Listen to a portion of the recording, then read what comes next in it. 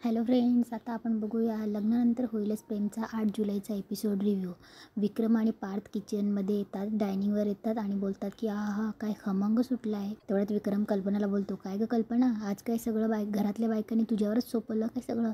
तेव्हा कल्पना बोलते, अहो नाही हो दादा, आजचा हा सगळा बेत आहे ना तो काव्य वहिनींनी केला आहे. तेव्हा विक्रम बोलतो, अरे वा क्या बात आहे, अच्छा अच्छा, हे सगळं आमच्यासाठी नाहीच आहे, हे खास पार्थसाठी स्पेशल आहे वाटतं. तेव्हा विक्रम पार्थकडे बघून बोलतो, काय मजा आहे बाबा पार्थ.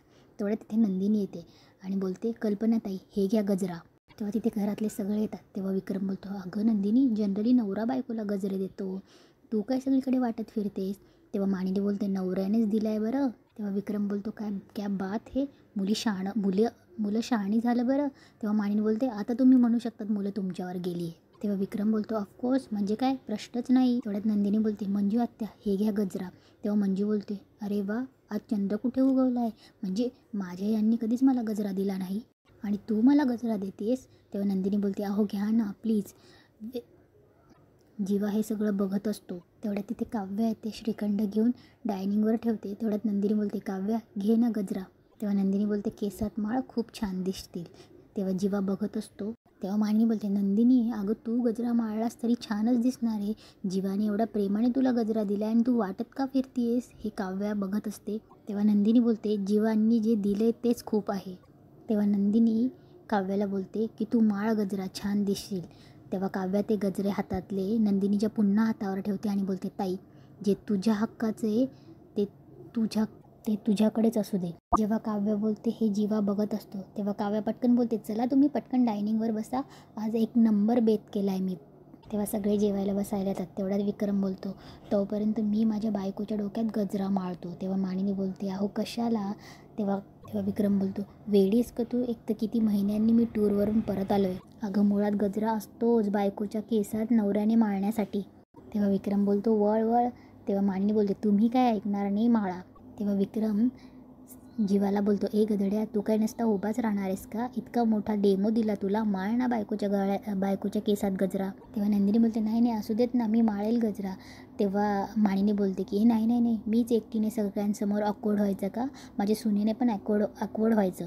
तेव्हा नंदिनी उभी राहते आणि जीवा आनंदाने तिच्या केसांमध्ये गजरा माळतो. तेव्हा सगळ्यांना खूप आनंद होतो. तेव्हा विक्रम डायनिंगवर पार्थला सेंटर पॉईंटला बसवतो आणि बोलतो, आज तू सत्कार मूर्ती आहेस बाबा, आज तुझ्या बायकोने तुझ्यासाठी खास बेत केला आहे, छोलेपुरी. मी ना ऑफिसमध्ये आज बसल्या बसल्या विचार करत होतो छोलेपुरीचा, आणि तू खास छोलेपुरीचाच बेत केलास. तेव्हा काव्या बोलते, थँक्यू. तेव्हा मानिनी बोलते, खरंच छान बेत केलायस तू काव्या. तेव्हा मंजू बोलते, इंटरनेटवर बघून केला असेल. तेव्हा विक्रम बोलतो, ए मंजू, तू पण इंटरनेटवर बरंच काही बघतेस, पण करतेस का. तेव्हा विक्रम बोलतो, काय हो मिथून राव, करते. तेव्हा मिथून हातानेच खुणवतो आणि बोलतो की तोंडाला माझ्या पट्टी आहे. तेव्हा विक्रम बोलतो, मग उगाच काहीतरी. तेव्हा विक्रम बोलतो, अगं तिने नुसतं बघितलेलंच नाही आहे, केलं आहे, करण्याला कमाल आहे, वा वा खूप कमाल. तेव्हा सगळ्यांच्या चेहऱ्यावर स्माईल असते. तेव्हा विक्रम बोलतो, वा अरे तू खा ना, खा पटकन. तेव्हा विक्रम बोलतो, नुसतं बघत का राहिलास, खा ना. तेव्हा पार्थ एक घास खातो. तेव्हा विक्रम बोलतो, कसं झालंय. तेव्हा पार्थ मान डोलवून फक्त बोलतो. तेव्हा मानिनी बोलते, अरे काय नुसती मान काय हलवतोस, एवढं छान केलं आहे तिने, जरा कौतुक कर काव्याचं. तेव्हा पार्थ छान आहे बोलतो. तेव्हा काव्याच्या चेहऱ्यावर स्माईल येते. तेव्हा विक्रम बोलतो, छे काय कौतुक करतोय. नाही म्हणजे खरंच आज पार्थ आणि नंदिनीचा मूड असा का लो दिसतोय. तेव्हा विक्रम बोलतो, नाही नाही काव्या आणि जीवा, तुमच्या दोघांचं मला खूप कौतुक करावंसं वाटते, कारण काय ना, दिवसाच्या शेवटी असं कोणी हॅप्पी फील करवणारं असेल ना, तर यापेक्षा जगातलं सुख नाही कुठलं. तेव्हा काव्या सगळ्यांकडे बघते आणि बोलते, बरं मी अजून एक स्पेशल डिश केली आहे. तेव्हा विक्रम बोलतो, लवकर घेऊन ये. तेव्हा काव्या जाते. तेव्हा मंजू बोलते, मी फक्त स्वप्नातच बघितलं होतं की काव्या काहीतरी स्वयंपाक करेल, आज माझं स्वप्न पूर्ण झालं. तेव्हा मानिनी बोलते, मंजूताई वसुताई नाही आहे तर त्यांची कमी पूर्ण करताय तुम्ही, आणि तुम्हाला जे जे वाटत नाही ना ते सगळं काव्य पूर्ण करून दाखवेल बघा. आज तिने छान स्वयंपाक करून दाखवलाय, थोड्या दिवसांनी छान पार्थबरोबर संसार पण करून दाखवेल. हे ऐकून रम्याला थोडा राग येतो आणि पार्थलाही ठसका भरतो. तेव्हा सगळे बोलतात हळूहळू. तेव्हा काव्याही बोलते, पाणी सावकाश. तेव्हा रम्या उठणार तेव्हा मंजू तिचा हात पकडते. तेव्हा पार्थला पुन्हा ठसका येतो. तेव्हा काव्या बोलते, पार्थ एक काम करा ना, हे श्रीखंड खा, थंड वाटेल. तेव्हा मानिनी बोलते, खा खा, गोड खा जरा. तेव्हा पार्थ हाताने नाही बोलतो. तेव्हा काव्याला थोडा वाईट वाटतं. तेव्हा मानिनी बोलते, अरे. तेव्हा पार्थ बोलतो, नाही नको. तेव्हा मानिनी बोलते, अरे खा जरा, बरं वाटेल, ठसका जाईल तुझा. तेव्हा काव्या बोलते, खा पार्थ प्लीज. तेव्हा विक्रम बोलतो, अरे ती देते तर खा ना, असं काय करतोस. तेव्हा मानिनी बोलते, पार्थ खा बरं. तेव्हा विक्रम बोलतो, अरे खा ना, असं काय तुझं. तेव्हा पार्थ श्रीखंडाचा एक घास खातो. तेव्हा काव्याला खूप छान वाटतं. काव्या सगळ्यांसाठी श्रीखंड वाढते. इकडे रम्या मनात बोलत असते की पार्थचं तोंड इतकं का पडलंय, काहीतरी गडबड नक्कीच आहे. पार्थ श्रीखंड धरून उभा असतो. तेव्हा काव्या बोलते, अहो थांबलात का, खा ना. तेव्हा पार्थ पुन्हा श्रीखंड खातो आणि काव्याला खूप छान वाटतं. इकडे नंदिनी आणि जीवा रूममध्ये येतात. तेव्हा जीवा बोलतो, मला वाटलं की आज सगळंच काही फसतंय का, तू एकही चिठ्ठी वाचली नाहीस.